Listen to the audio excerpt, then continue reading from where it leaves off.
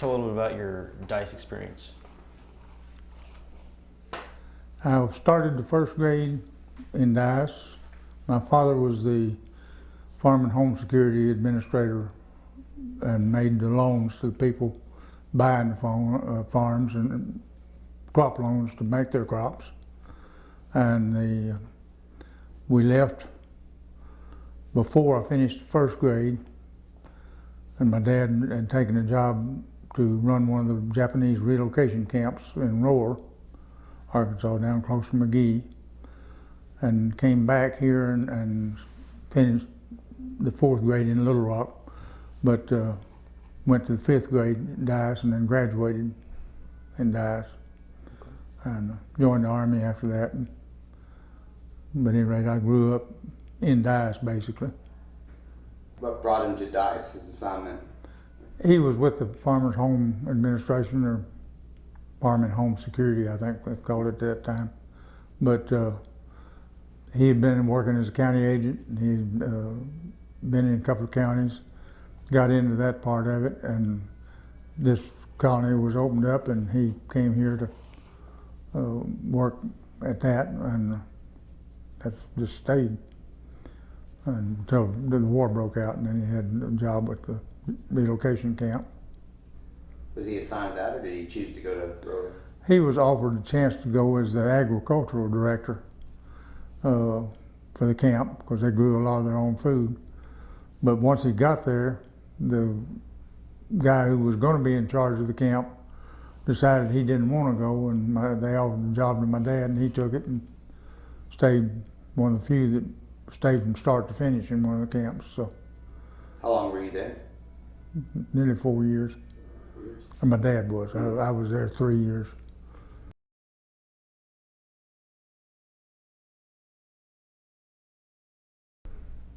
When you were at the camp, where would you live? In the camp. You went to school in the camp? Oh, yeah. and So you went to school with the Japanese American Yes. children? How was that experience? Well, I learned what it was like to be a minority because I came home from school one day crying to my mother that the kids were calling me a name. And I said, I don't know what it means. I said, but they laugh when they say it. She said, asked me, well, what are they calling you? I said, they're calling me a Caucasian. She explained what that meant. I realized it wasn't that bad, but I was a minority in that population. But I mean, you didn't face no one was mean to you Oh, no, because no. of they were in that camp or anything? No, we had very little of. In fact, my dad, one of his comments was that he didn't think any segment out of our society would have put up with that kind of treatment with as good a grace as the Japanese did. They just swallowed and tried to do their part. What was your understanding of it at the time? Well, I knew Japan had bombed Pearl Harbor, and I knew that on the West Coast they were advocating shoot any Japanese on sight. And so that was one of the main reasons for moving them to the camps. There was some fear that they might be spies or become spies. As it turned out, there were only about 3 people convicted of being a spy for the Japanese during the war. None of them were Japanese. They were all white people. But at any rate, that's, I understood what the situation was, and I understood that the Japanese boys in high school were subject to the draft. They could be drafted and have to go into the service, and their parents were locked up behind barbed wire. That'd be a pretty hard pill to swallow. But they did, and became the most decorated unit in Europe. Any particular memories from the camp? Well, it was southern Arkansas, and it was basically in a swamp. And as one Japanese internee wrote, it was far enough north to get the Midwestern tornadoes, far enough south to get any hurricane rainfalls that happened, and warm enough and damp enough that every creepy crawly creature was there to bite you or sting you or be a nuisance. And that was about true. So was anything different when you came back to Dice? Not a lot. It was pretty much, only 3 years. There wasn't a lot of change in Dice at that time. So when you lived in Dice, did you live closer in town? Lived a couple of blocks south, not out of town, at the far south edge of the center. Where, since you guys didn't have a farm, but you were working for the colony, your dad was, were you treated any different, or? No, not that I know of. We all grew up pretty much the same way. I'm sure my dad probably was more financially stable in that he got a regular paycheck. Farming, since I've been doing it for 35, 40 years, I realize it's not always a stable paycheck. But I'm out of that now too, so. Anyway, that was the big difference probably, is most people thought we were much better off financially than we really were, but it was more their imagination than. I think we were one of the last families in town to get a television. And of course, it might have been just because my dad was too tight to buy one. Can you talk about school some? School, I think, was a real blessing for the people that grew up in this community. We had, I think, 1,500 kids in the school at one time here.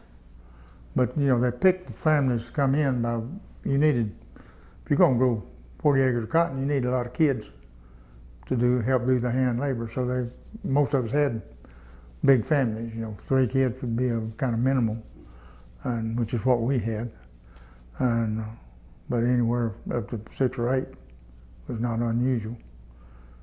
But we all worked on the farms. Of course, I just didn't have to work on the farm for no pay, just to help the family out. But I worked to earn extra spending money for myself.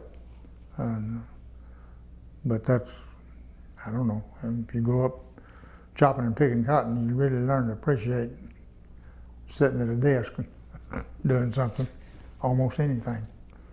Did you play any sports or anything in high school? No, I never was too athletically inclined, and too short for basketball and not heavy enough for football. And I did play a little football, but they dropped football when I was in the 9th grade. And we played one junior game, and they decided they couldn't afford to keep up football, and they just dropped it. Guys weren't good enough. Well, I think we might have won that one game even, but that's still, it was, the school decided they couldn't afford it, and that was all right. I didn't care much one way or the other. So what were some of the activities you did as a youngster around here? Well, we could always hunt and fish, but as far as team participation, or we played basketball, and every yard in town had a basketball goal or something there, and we'd gather up and play, just pick up basketball games. I think that's what they call them now, and that got pretty heated sometimes, but in the typical childhood games, kick the can, that sort of thing. Did you come into town much? Well, we lived right in town, so, easy walking distance. I walked to school, which is about as far on the other side as my house was on the south side of the center. And of course, the pop shop is where the visitor center is now, but that was after you got old enough to appreciate the girls and want to dance with them, and that's where we went. My wife and I danced there a bunch growing up, before and after we got married.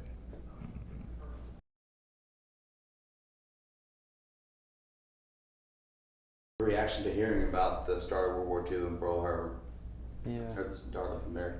Do you remember? I was pretty young when it happened, but I can remember my mother crying and being really upset, and my dad upset as well. It didn't mean as much to me when that happened as it did after I began to see a few newsreels of the actual event, and moving to the Japanese camp, that brought it home. That was all combined. And as I told you earlier, I think I always like to tell people that I lived through the best and the worst of FDR. Dice being the best and Japanese camp being the worst thing he did. So you said after you graduated high school, you joined the Army? Yeah. Were you drafted or did you just? No, I volunteered. Friend and mine and I volunteered. Went in, both became Morse code interceptors. What year was that? It was 50, let's see, I graduated in 54, so it was early 55. Where were you stationed?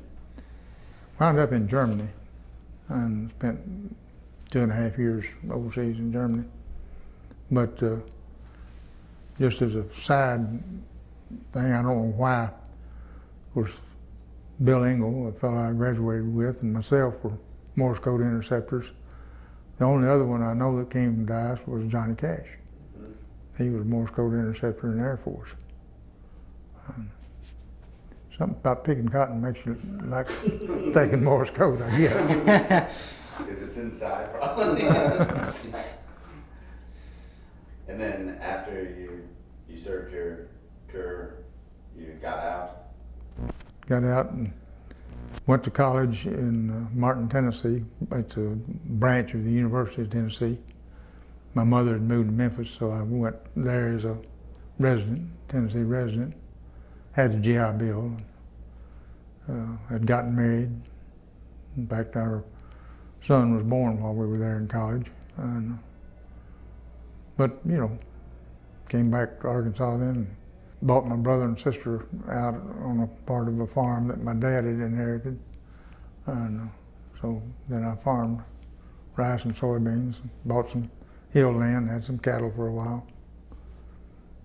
Then decided that wasn't going to make a living. But I was getting ulcers, and the doctor told me to find a less stressful occupation, so I kept the farms and also opened a stock and commodity brokerage business and ran it for 16 years.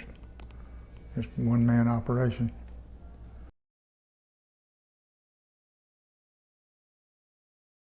Is there any other memories you have of living here in Dice? You can't remember or know how to tell the advantages of growing up in a small town, but Dice had all of those advantages, and they are, you know, you think it's not an advantage when you're a kid, but because if you do anything, your mother will know about it before you get home. I mean, the grapevine works faster than phones do.